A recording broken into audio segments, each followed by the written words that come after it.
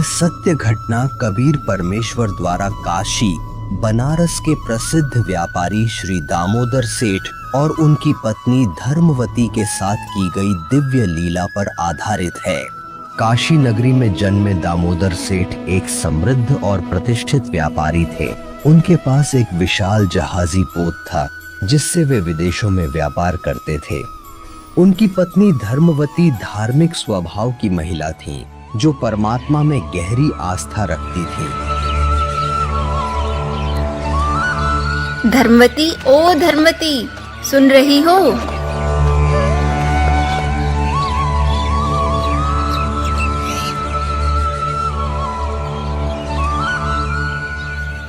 आओ बहन, कैसे याद किया? बहन, हमारे घर पर गुरुजी सत्संग करने आए हैं। तुम भी चलो, सत्संग सुनकर अपना कल्याण करा लो। सत्संग? सत्संग तो मुझे भी सुनना चाहिए। ठीक है बहन, चलो।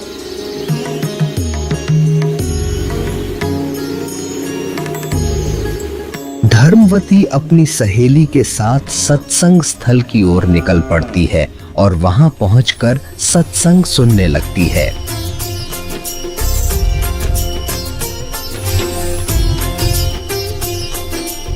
सत्संग में कबीर परमात्मा बताते हैं कि माया आदि निरंजन भाई, अपने जाए अप खाई। ब्रह्मा विष्णु महेश्वर चेला, ओम सोहम का है खेला। सोन शिखर में धर्म अन्यायी, जिन शक्ति डायन मैल उठाई। 1.25 लाख गहरा सैन्यत उठ दूती, माया आदि तकत की पुती। 1.25 लाख घड़िए नत भंडे, अंसा उत्पत्ति परले डंडे। ये तीनों चेला पटपारी, सर्जे पुरुषा सर्जी नारी। खोखापुर में जीव बुलाए, 100 नरक वैकुंठ बनाए। यो अरहट का कुआ लोई, या गणबंध्या है सब कोई। कीड़े कुंजर और अवतारा, हर हट डोरी बंध कोई और। अरब अलील इंदर हुए भाई, हर हट डोरी बंधे सब आही। शेष महेश और गणेश ताही, हर हट डोर बंधे सब आही। शुक्रादिक ब्रह्मादिक देवा, हर हट डोर बंधे सब खेवा। ये कोटिक करता फिरता देखा, हर हट डोरी कहो सुन लेखा। ये चतुर्बुद्धि भगवान कहावे, हर हट डोरी बंधे सब आवे। यो है खोखापुर का कुआ, याम पड़ा सो निश्चय मुआ।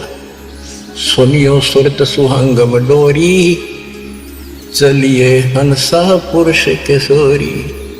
सोहम पर अदली का डेरा, सत कबीर है साहेब मेरा। ज्ञान का राछ ध्यान की तुरिया, ऐसे सोहम भागा जुड़िया। पंड ब्रह्मंड अदली का ताना, जाका नाम कबीर दीवाना। धर्मराय मारत है बाटी, कोई हंसा पहुंचे ओगट घाटी। धर्मराय मारत है बाटी, कोई एक हंसा उतरे घाटी। इस बदरपुर का खोलो ताला, चल देखो हंसा दीप हमारा। जहाँ ओंकार निरंजन नाही, ब्रह्मा विष्णु शिव नहीं जाही। जा करता नहीं जान आन भगवाना, काया माया पिंड पर। ऐसा अदली दीप हमारा, कोटि बैकुंठ रूम की लारा। शंख पदम एक पुन पर साजे, जा अदली सत्य कबीर विराजे हैं। जा कोटिक विष्णु खड़े कर जोड़े हैं, कोटिक शंभु माथा मोड़े। जहाँ शंखों ब्रह्मा वेद उचारी, ही कोटिक नैया रास विचारी। अजब अदर मधुर धुनि बाजे, जा अवगत अदली कबीर तख्त विराजे। परमहंस पूर्ण परिवारा, अदली अमर किए तपसार। गगन मंडल में हमरी शैली ही, मकर तार की झिंगी गई। परलय शंख सुहंगम सुवा, केते करता हो हुआ। हम है अमर अचल अनुरागी, शब्द मैल में ताड़ी लागी। दास गरीब हुक्म का हेला, हम अवगत सत्य कबीर का चेला। धर्मवती को सत्संग बहुत अच्छा लगता है। सत्संग पूर्ण होने पर सभी जाने लगते हैं, लेकिन धर्मवती वहीं बैठे रहती हैं। तभी कबीर साहब जी ये देखकर पूछते हैं कि बेटी, क्या तुम नाम दीक्षा लोगी? महात्मा जी, मेरी आत्मा तो बार बार कह रही है कि मुझे दीक्षा ले लेनी चाहिए, पर मन में कुछ शंका है। बेटी, निसंकोच बताओ, क्या शंका है? गुरुजी कहते हैं कि जोड़े से नाम दीक्षा लेनी चाहिए। मेरे पति विदेश गए हैं, मैं उनके आने पर दीक्षा लूंगी, पर मुझे डर है कि अगर तब तक मेरी मृत्यु हो गई तो। बेटी, यह भ्रम है। जन्म और मृत्यु दोनों व्यक्तिगत हैं। आत्म कल्याण का रास्ता किसी की प्रतीक्षा नहीं करता। न कोई साथ जन्मा था, न मरेगा। अपना अपना कर्म है, पल का भरोसा नहीं है, कब क्या हो जाए। इस तरह कबीर परमेश्वर द्वारा धर्मवती को काफी समय समझाने के पश्चात वह थोड़ी देर सोचकर दृढ़ता से जवाब देती हैं। ठीक है महात्मा जी, आप मुझे नाम दीक्षा दे दीजिए। धर्मवती नाम दीक्षा लेकर अपने गुरुदेव के अनुसार बताई हुई भक्ति साधना करने लगती है।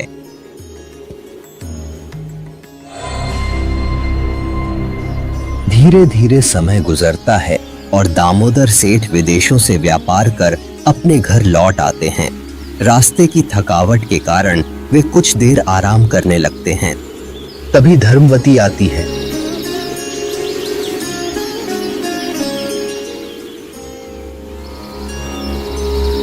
स्वामी, खाना बन गया है, खा लीजिए। हाँ हाँ धर्मवती, बहुत भूख लगी है, खाना लगाओ।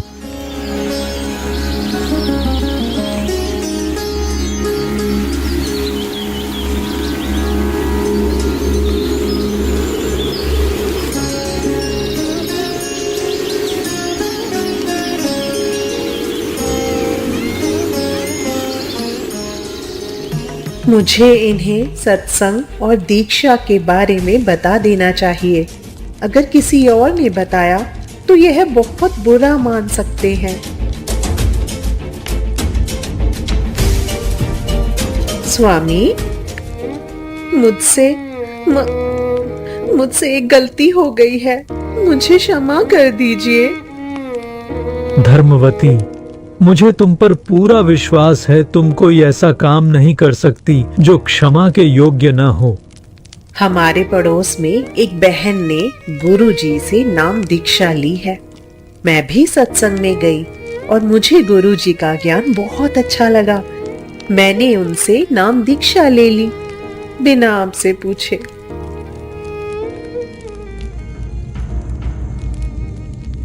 धर्मवती, तुमने बहुत अच्छा किया। भगवान की भक्ति सबसे बड़ा काम है। मैं तुमसे नाराज कैसे हो सकता हूँ? मुझे आज इन्हें सत्संग में ले जाना चाहिए। अगर इन्होंने एक बार सत्संग सुन लिया और देख लिया तो इन्हें विश्वास हो जाएगा। स्वामी, आज गुरुजी का सत्संग है, कृपया मेरे साथ चलिए। धर्मवती, मैं बहुत थका हुआ हूँ, तुम जाओ। स्वामी, रात का समय है, मैं अकेले कैसे जाऊं? मेरे साथ की सारी सहेलियां चली गई हैं। आप पीछे बैठ जाइए, अगर नींद आए तो सो जाना। गुरुजी कुछ नहीं कहेंगे। ठीक है। दामोदर धर्मवती की बात मानकर सत्संग स्थल की ओर बढ़ते हैं और पीछे जाकर शांत भाव से बैठ जाते हैं। आदि रमैनी अदली सारा, जा दिन होते धूम धूम कारा। सतपुरुष की न्या प्रकाशा, हम होते तख्त कबीर खवासा। मन मोहिनी सिरजी माया, सतपुरुष कबीर एक ख्याल बनाया। धर्मराय सिरजे दरबानी, 64 युग तप सेवा ठानी। पुरुष पृथ्वी जाको दीनी, राज करो देवा रख आदीनी। ब्रह्मांड 21 राज तुम दीन्या, मन की इच्छा सब जग लीन्या। माया मूल रूप एक छाजा, मोहि लिए जिन्हों धर्मराजा। धर्म का मन चंचल चित धारा, मन माया का रूप विचारा। चंचल चेरी चपल चिरागा, या के पर से सर्व सौ जागा। धर्मराय किया मन का भागी, विषय वासना संग से जागी। आदि पुरुष अदली अनुरागी, धर्मराय दिया दिल से त्यागी। पुरुष लोक से दिया ढहाई, सहज दास के दीप चल आए भाई। सहज दास जिस द्वीप रहंता, कारण कौन कौन कुल पंथा। धर्मराय बोले दरबानी, सुनो सहज दास ब्रह्म ज्ञानी। 64 युग हम सेवा कीनी, पुरुष पृथ्वी हमको दीनी। चंचल रूप बया मन मोरा, मन मोहिनी ठगिया बोरा। सतपुरुष के नाम भाए, पुरुष लोक से हम चल आए। अगर दीप सुनत बड़ बागी, सहज दास मेटो मन पागी। बोले सहज दास दिलदानी, हम तो चाकर सत सैदानी। सतपुरुष से अर्ज बुझारूं, जब तुमरा भी मान उतारूं। सहज दास को किया पियाना, सत्यलोक लिया परवाना। सतपुरुष साहेब सर्वंगी, अभिगत अदली अचल अभंगी। धर्मराय तुमरा दरबानी, अगर दीप चल गए परानी। कौन हुक्म करी अर्ज आवाजा, कहाँ पठाऊं उस धर्मराजा। बही आवाज अदली एक साचा, विषय लोक जाति नो बाचा। सहज विमान चले अधिकाई, छिन में अपने द्वीप चल आई। हम तो अर्ज करी अनुरागी, तुम विषय लोक जाओ बड़ भागी। धर्मराय के चले विमाना, मान सरोवर आए प्राणा। मान सरोवर रहन न पाए, जहाँ कबीरा रूप में था ना लाए। बंक नाल की विस्मी बाटी, तहाँ कबीरा रोकी घाटी। इन पांचों मिल जगत बंधाना, 184 में जीव सताना। ब्रह्मा विष्णु महेश्वर माया, धर्मराय का राज बैठाया। यो खोखापुर झूठी बाजी, भीष्ट बैकुंठ दगासी साजी। कृत्रिम जीव बुलाने भाई, निजगर की तो खबर न पाई। 1.25 लाख उपजय नित हंसा, 1 लाख विनसे नित अंसा। उत्पत्ति कपति या परलय फेरी, हर्ष शोक जो राजम जेरी। 5 तत् हैं परलय माही, सतगुण रजगुण तम गुण जाई।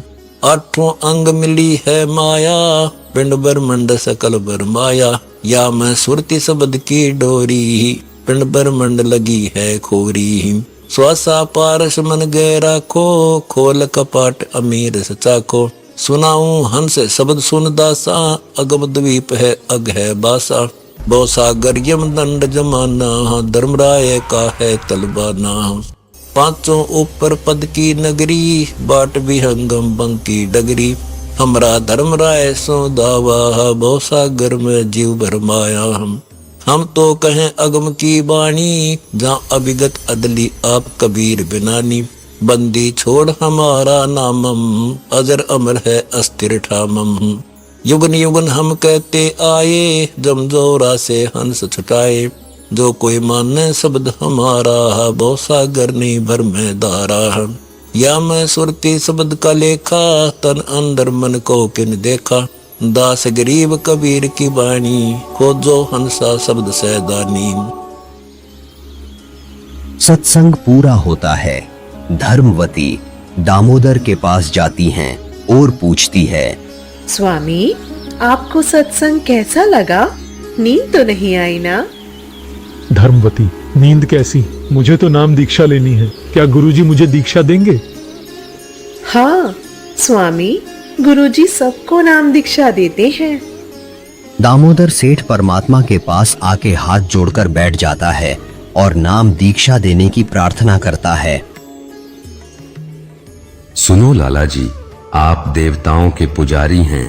नाम दीक्षा लेने के बाद आपको अन्य उपासनाएं त्यागनी होगी।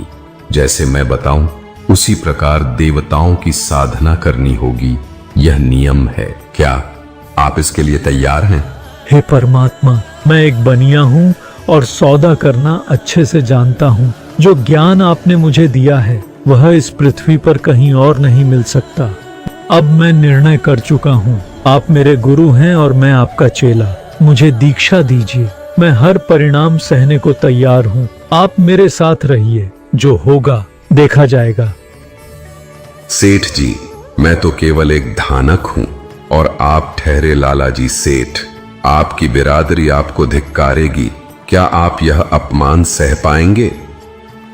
हे परमात्मा, मुझे किसी अपमान की परवाह नहीं है। मुझे आपके ज्ञान पर पूर्ण विश्वास है। मुझे दीक्षा दीजिए। जो कुछ भी होगा मैं सहने के लिए तैयार हूँ। इस प्रकार दामोदर सेठ अपने कबीर परमेश्वर से नाम दीक्षा प्राप्त कर उनके द्वारा दी गई भक्ति साधना करने लगते हैं और कुछ समय बाद अपने व्यापार के सिलसिले में वे फिर से जहाज से विदेश जाने की तैयारी करने लगते हैं।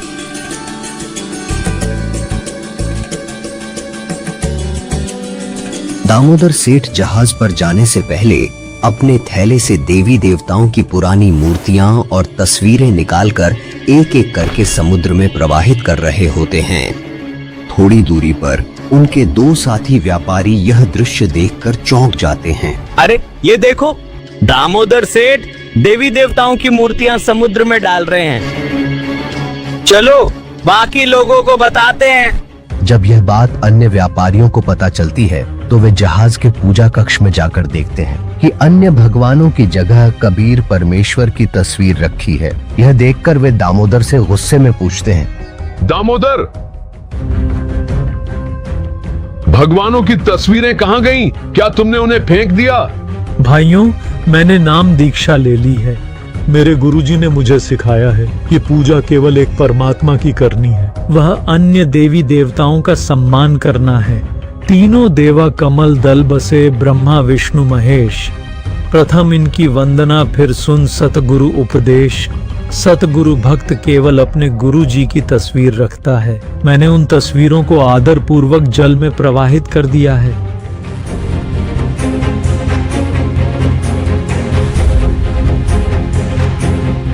तूने क्या कर दिया? यह तो जुल्म है। तेरे साथ कुछ अनहोनी होगी। तूने देवी देवताओं को छोड़कर अपना नाश कर लिया है। भाइयों, मेरे गुरुजी देवताओं को छुड़वाते नहीं हैं, बल्कि उनकी सत्य साधना बताते हैं। मूर्ति पूजा को मना करते हैं। आप अपनी पूजा करो, मैं अपनी पूजा करूंगा। मुझे मेरे रास्ते पर चलने दो और परेशान मत करो। धीरे धीरे समय बीतता गया और दामोदर सेठ व्यापारियों के साथ अलग अलग देशों में व्यापार करने लगा।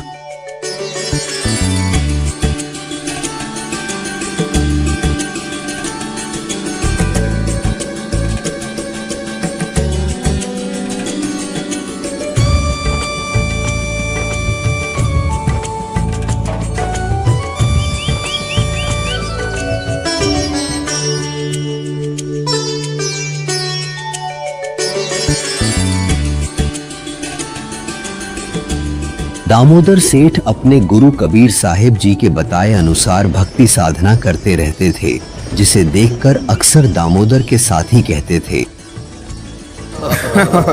देखो देखो, कबीर आ गया। साथियों, कोई बात नहीं, तुम मुझे चिढ़ाकर खुश हो लो, लेकिन याद रखना, परमात्मा का नाम लेने से तुम्हारी जीभ भी पवित्र हो रही है। समय बीतता है और सभी व्यापारी अपना अपना माल लादकर घर लौट रहे होते हैं। तभी बीच समुद्र में अचानक भयानक तूफान आ जाता है।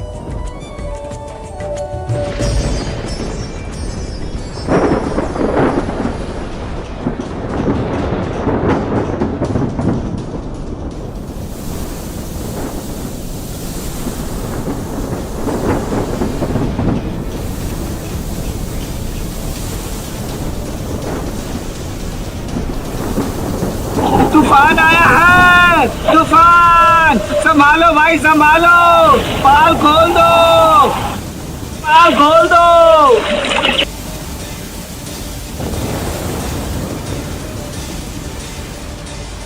सभी व्यापारी घबराकर अपने अपने भगवानों को याद करने लगते हैं। तूफान आया है, तूफान! संभालो भाई संभालो।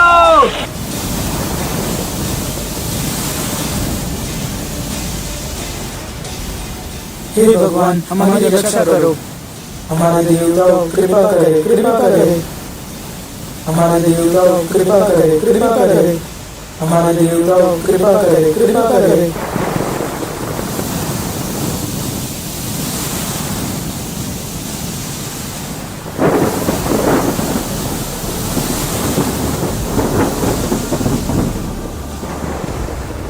धीरे धीरे तूफान और तेज होता जाता है और जहाज डूबने लगता है। सभी व्यापारी परेशान होकर अपने अपने भगवानों को याद करते करते थक जाते हैं, परंतु तूफान लगातार भयंकर रूप लेता जा रहा होता है। यह देखकर वे दामोदर के पास जाते हैं और कहते हैं,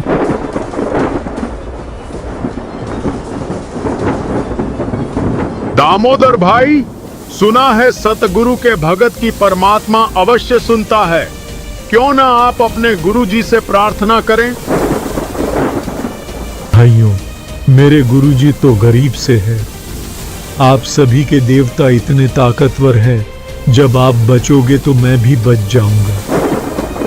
भाई कहते हैं सदगुरु के भगत की परमात्मा अवश्य सुनता है, आप याद करो। ठीक है भाइयों, पर आप सभी बैठ जाइए, फिर यह मत कहना कि हमारे देवताओं ने बचाया। भाई बैठा नहीं जाता, जान गले में अटकी है तो अर्ज कर ले, हम कुछ नहीं कहेंगे।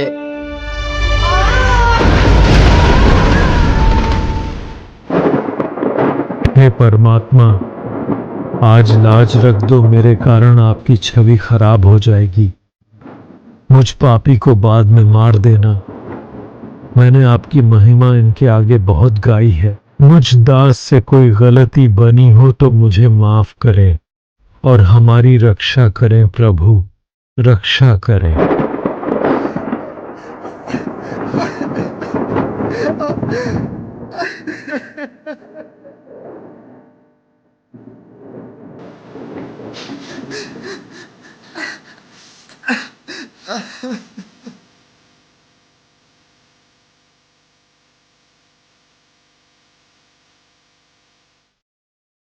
दामोदर सेठ के हुए थे अकाज, अर्ज करी डूबता देख जहाज। दामोदर सेठ के हुए थे अकाज, अर्ज करी डूबता देख जहाज। लाज मेरी रखियो ग्रीव नवाज, समुद्र से पार लंघाने वाले। लाज मेरी रखियो ग्रीव नवाज, समुद्र से पार लंघाने वाले। धन धन सतगुरु सत कबीर भक्त की, पीड़ मिटाने वाले।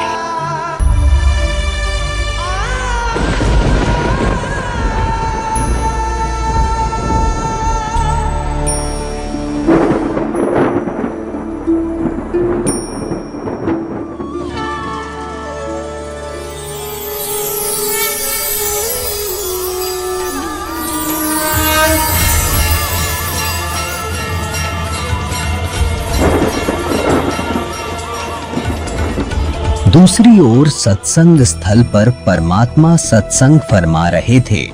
उनके शरीर से शरद ऋतु में भी पसीना छूट रहा था। परमात्मा चेहरे पर हाथ फेरकर पसीने पूछकर झटकते हैं तो जिस श्रद्धालु के छींटे लगते हैं वह पूछता है, हे परमात्मा, इतनी सर्दी में आपको पसीना क्यों आ रहा है? यह पसीना नहीं है, मेरा एक भक्त दामोदर सेठ है। उसका जहाज समुद्र में डूबने जा रहा था। मैं अभी उसका जहाज बचाकर आया हूँ। यह कैसे संभव हो सकता है? परमात्मा तो यहाँ पर बैठे हैं।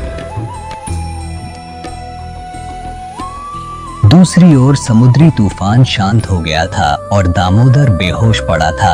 दामोदर सेठ के साथी उसे इस हालत में देखकर उस पर पानी के छींटे मारने लगे, जिससे दामोदर को होश आ गया।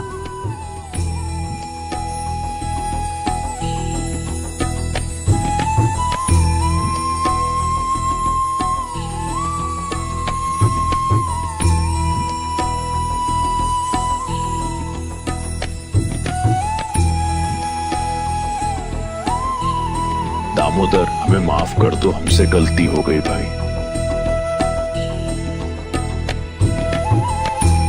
दामोदर सेठ की जय, दामोदर सेठ की जय। भाइयों, मेरी नहीं मेरे गुरुदेव की जय। उनके जयकारे लगाओ। यह सब उन्हीं की कृपा से हुआ है। मैं तो एक तुच्छ जीव हूँ। दामोदर के सभी साथी दामोदर से माफी मांगने लगे। बहुत बड़ी गलती हो गई हमसे। हमने भगवान को नहीं पहचाना। कबीर प्रभु की बात हमने नहीं मानी। कबीर प्रभु की जय, कबीर प्रभु की जय।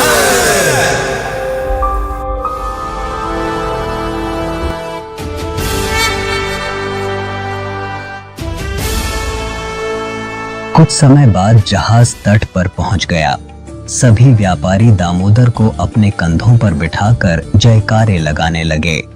कबीर प्रभु की जय, कबीर प्रभु की जय।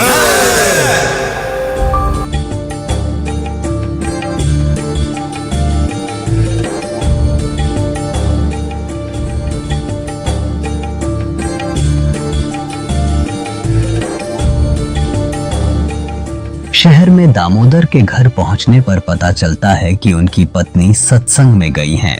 व्यापारी उन्हें सत्संग स्थल पर ले जाते हैं। सत्संग स्थल पर जयकारे गूंज रहे होते हैं। कबीर प्रभु की जय, कबीर प्रभु की जय। यह देखकर परमात्मा कहते हैं, बाहर देखकर आओ, इतना शोर कैसे हो रहा है।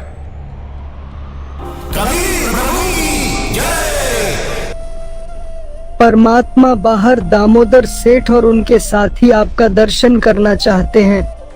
उन्हें अंदर बुला लो।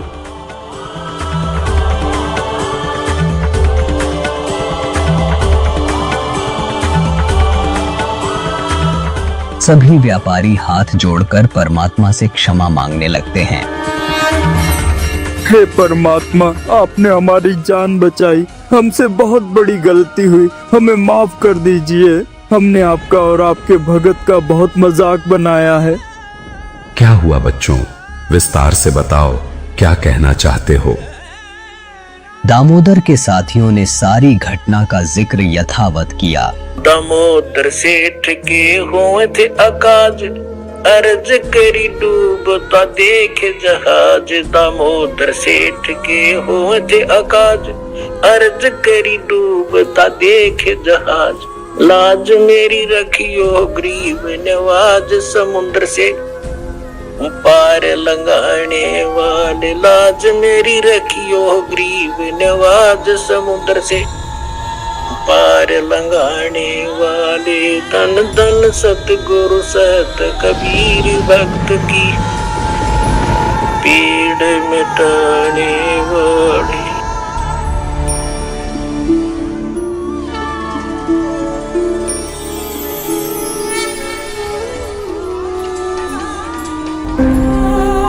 कबीर प्रभु, हमको माफ करना, हमने आपको पहचाना नहीं।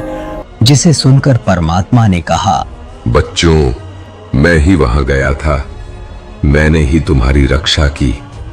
यह आपका सौभाग्य है कि आपने सत्य को पहचाना। अब नाम दीक्षा लो और अपने जीवन को सार्थक बनाओ। सारे श्रद्धालु दामोदर और सभी सेठों की बातें ध्यानपूर्वक सुनते हैं, और जिन्होंने परमात्मा के बारे में सोचा था कि परमात्मा ऐसा कैसे कर सकते हैं, वह तो हमें यहाँ पर सत्संग सुना रहे हैं और कह रहे हैं कि दामोदर सेठ का जहाज निकाल कर आए हैं। उनको भी अपनी गलती का एहसास हुआ और उन्होंने भी परमात्मा से माफी मांगी। हे परमात्मा, हमने आपके ऊपर अविश्वास दिखाया, हम नीचों को भी माफ कर दो दाता। अंत में दामोदर सेठ के सभी साथी परमात्मा से नाम दीक्षा लेते हैं और अपना कल्याण कराते हैं। कबीर प्रभु की जय, कबीर प्रभु की जय। दर्शकों, यह 2D एनिमेशन वीडियो संत रामपाल जी महाराज के सत्संग प्रवचनों का अंश मात्र है।